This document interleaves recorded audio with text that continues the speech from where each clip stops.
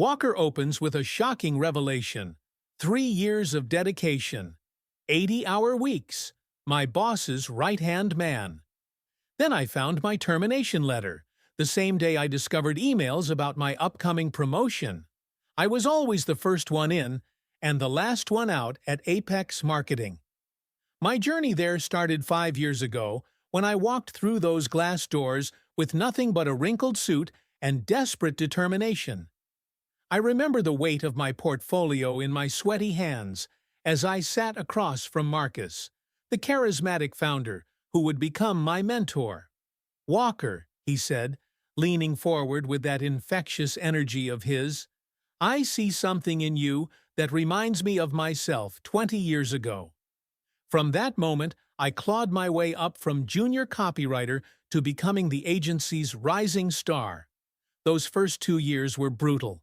I'd stay until midnight perfecting campaigns, researching market trends until my eyes burned, and volunteering for the accounts nobody wanted. The office became more familiar than my own apartment. My girlfriend at the time, Eliza, would leave voicemails that grew increasingly distant until they stopped altogether. "I'm dating your absence," she said during our last fight, hurling a coffee mug that shattered against the wall, narrowly missing my head. I barely flinched. I was too exhausted to react. The next day, Marcus noticed my bloodshot eyes and put his hand on my shoulder. "That's the price of greatness, son. I paid it too." By year 3, Marcus was grooming me for leadership. We'd brainstorm over whiskey in his office, overlooking the city skyline, dissecting competitors' strategies, and reimagining our clients' brands. "You're the future of Apex," he'd tell me, swirling his glass. "Give me 2 more years of your life, and I'll give you the keys to the kingdom." The other executives would shoot me envious glances in meetings, but I didn't care. I was Marcus's protégé, his right-hand man. When he promoted me to executive creative director at 29, making me the youngest in the company's history, he embraced me like a son. I still remember the warmth of his approval washing over me, intoxicating in its rarity. The Apex culture was legendary in the industry, brutal but family-like in its intensity. We fought like siblings in the conference room, sometimes nearly coming to blows over campaign directions. Once, during a pitch for our biggest client, Marcus threw a marker at my head when I challenged his concept. I caught it mid-air and threw it back harder, hitting him square in the chest. The room fell silent until he burst into laughter. "This is why Walker leads our creative team," he announced, and everyone exhaled. Later, we'd all drink together, celebrating wins with champagne or drowning losses with bourbon. Marcus would toast me publicly, "To my successor, the future of Apex Marketing."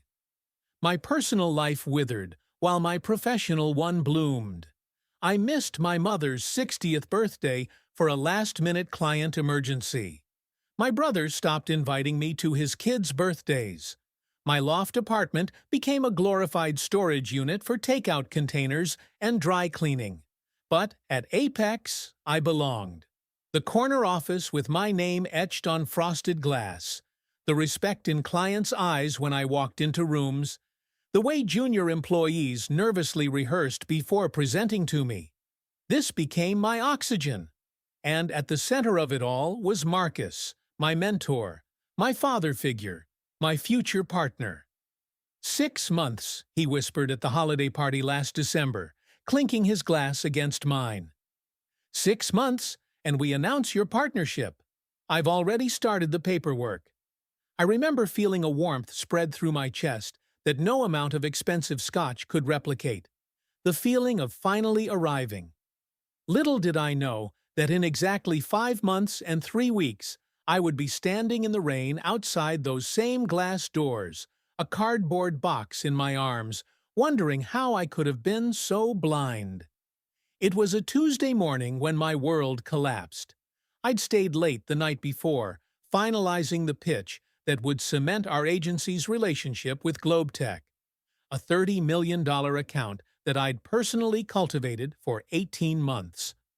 The office was deserted when I arrived at 5:30 a.m., the familiar smell of industrial cleaners still hanging in the air. I needed to print updated financials for the 9 a.m. presentation, but the printer in my office jammed. Marcus's executive suite was just down the hall, and I knew he wouldn't mind if I used his. I swiped my keycard and entered his immaculate office. The printer was humming within seconds, but as I waited, my eyes caught a document on his desk labeled Termination, Walker Reed, effective immediately. My name. My termination. The room suddenly felt airless, like someone had cranked the thermostat to 100 degrees. With trembling hands, I picked up the paper, convinced it was some kind of sick joke.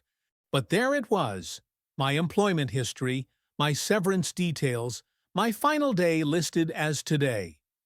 The signature at the bottom was fresh, the blue ink barely dry, Marcus Harrington.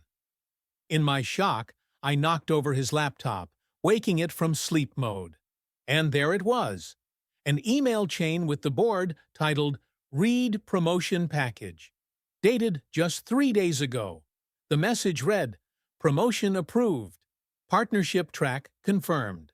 Announcement scheduled for Friday company meeting. My partnership, the one Marcus had been promising, was real. It had been approved. And now, inexplicably, I was being fired instead. The office began to fill as I sat frozen in Marcus's chair, the termination letter in one hand, the partnership email still glowing on the screen. I scrolled further down the thread and found my answer.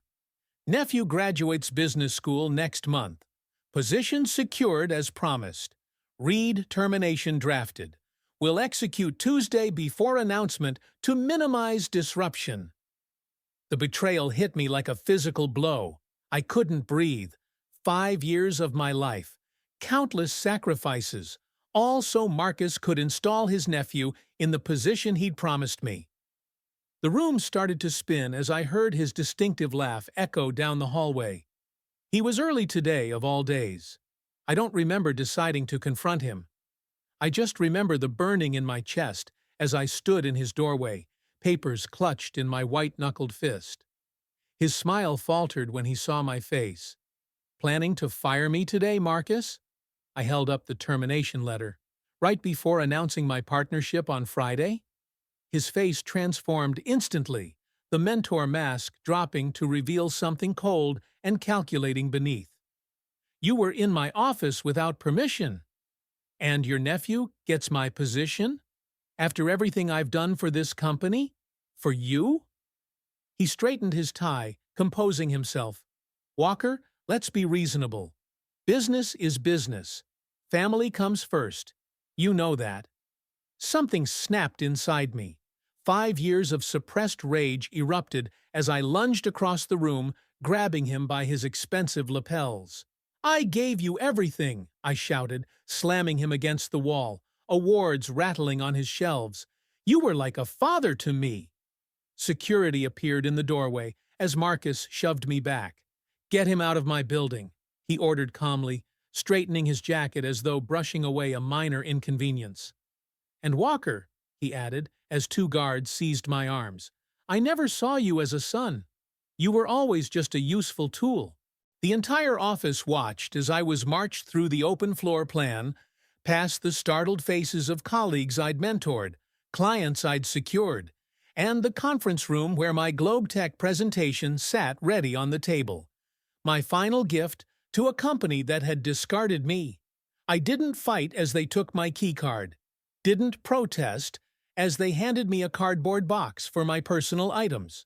I was numb, hollowed out, a ghost watching his own execution. As the glass doors closed behind me, rain began to fall, a perfect cinematic touch to my professional funeral. I stood there, the box growing wet in my arms, watching through the windows as Marcus stepped into the conference room to present my work as his own. In that moment, with water streaming down my face, I made a promise to myself. This would not be the end of my story. It was merely the beginning of something much bigger than Marcus could possibly imagine. The first week after my firing was a blur of cheap whiskey and cheaper takeout. My apartment became a shrine to self-pity. Blinds drawn, phone off, shower optional. I'd built my entire identity around Apex marketing, around being Marcus's successor. Without that, who the hell was I? The severance check sat untouched on my coffee table. Blood money I couldn't bring myself to deposit. It was during one of these vodka-soaked evenings that I found myself scrolling through old work files I'd backed up. Campaigns I'd created, strategies I'd developed, client relationships I'd nurtured, all now Marcus's property. But as I studied my work through bleary eyes, something shifted in my alcohol-addled brain. This wasn't just good work, it was exceptional. And Marcus hadn't built those client relationships. I had. Those weren't his innovative strategies, they were mine. I hurled my glass against the wall, watching it explode into glittering shards like my former life. But amid that destruction came clarity. Marcus hadn't taken anything I couldn't rebuild. Better yet, I could build something he could never touch. The next morning, I shaved, showered, and put on a suit for the first time in 2 weeks. Standing in front of the mirror, I barely recognized the gaunt, hollow-eyed man staring back at me. "Time to wake up, Walker," I whispered to my reflection. I deposited the severance check, not as blood money anymore, but as startup capital. Within days, I had secured a small office space in the warehouse district across town. Nothing fancy. Exposed brick, questionable plumbing, and furniture salvaged from closing businesses. But it was mine. I named it Revenant Marketing, because I was back from the dead, and Marcus would soon realize what he'd unleashed. I started making calls, not to poach Apex clients directly, but to reconnect with industry contacts. "Just checking in," I'd say casually, never mentioning my departure. Word spreads fast in our industry, though. "Heard what happened?" they'd often respond, voice lowered in conspiratorial sympathy. "Marcus plays dirty, always has." The turning point came when Sophia Chen, Globetech's marketing director, called me directly. "Your presentation was brilliant, Walker. Marcus couldn't answer half our questions without you. We're putting our account up for review next month." She paused before adding, "I'd like to see what Revenant Marketing might propose." I worked 20 hours a day building my business model, one that addressed everything wrong with agencies like Apex. No backstabbing culture, profit sharing with employees, transparent client billing, credit given where credit was due. I reached out to talented people I'd watched Marcus discard over the years, offering them equity instead of just salaries. "Build something with me," I told them, "something better." Late one night, as I pinned client strategy maps to my office wall, I realized something profound. I wasn't plotting revenge anymore. I was creating something authentic, something meaningful, something Marcus, for all his wealth and connections, could never build, because he lacked the one thing essential to true innovation: integrity. When I finally collapsed into bed that night, exhausted but exhilarated, I dreamt not of destroying Marcus, but of outshining him so completely that his betrayal would become the greatest gift anyone had ever given me. In the darkness of that tiny apartment, surrounded by business plans and takeout containers, I felt something I hadn't felt since before Apex. Genuine purpose. And it was intoxicating. 6 months later, Revenant Marketing had grown from my desperate one-man operation to a team of 15, with a client roster that made established agencies nervous.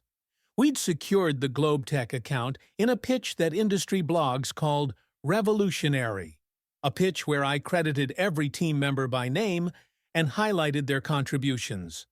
Our warehouse office now sprawled across 2 floors, still industrial and unpretentious, but humming with creative energy that money couldn't buy.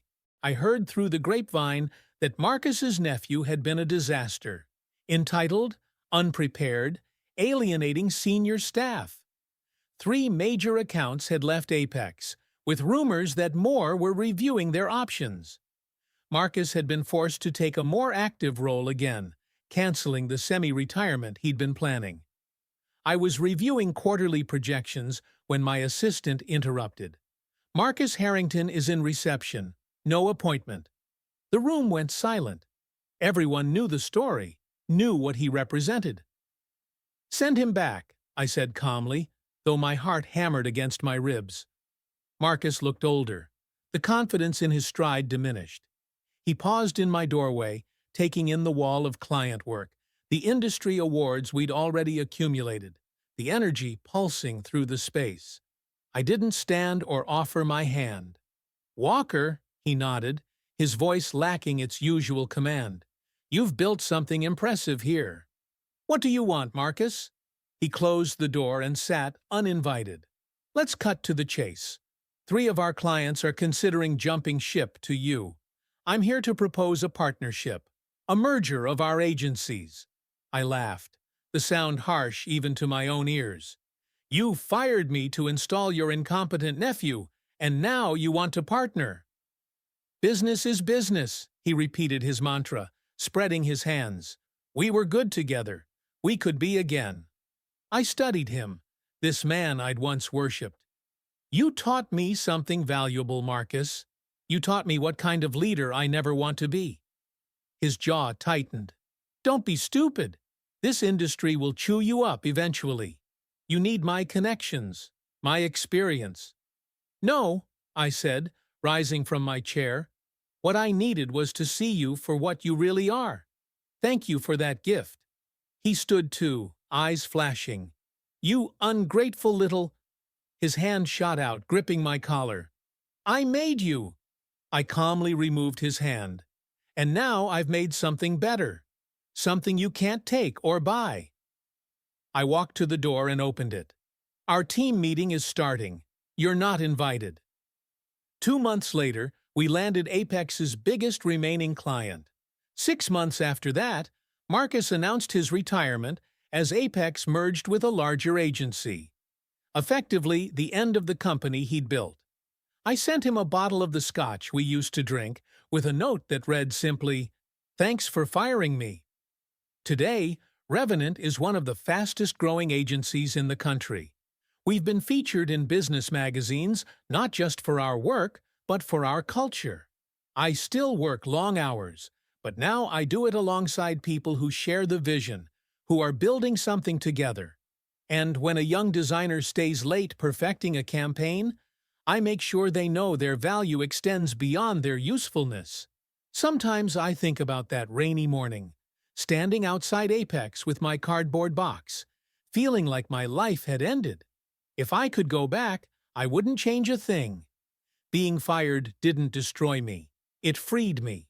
It forced me to recognize my own worth beyond someone else's validation. The greatest revenge wasn't destroying Marcus, or even surpassing him. It was thanking him sincerely for the betrayal that ultimately saved me from becoming him. And that's a victory far sweeter than any partnership he could have offered.